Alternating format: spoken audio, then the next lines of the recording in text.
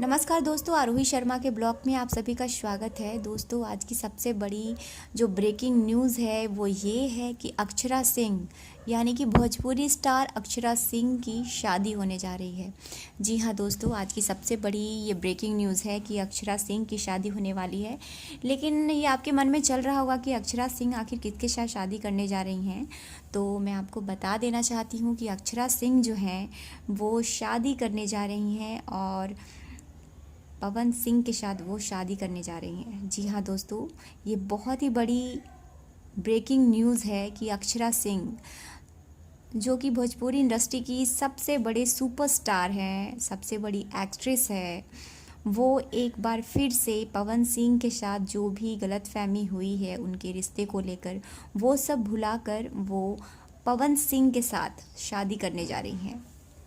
और साथ ही साथ मैं आपको बता देना चाहती हूँ दोस्तों कि कुछ समय पहले वो रिलेशनशिप में थे और बीच में उनके रिलेशन में कुछ ऐसी बातें, कुछ ऐसी खटपट हो गई थी जिसकी वजह से उनको मीडिया के सामने आकर कई सारी चीज़ें पवन सिंह के बारे में बोलनी पड़ी थी।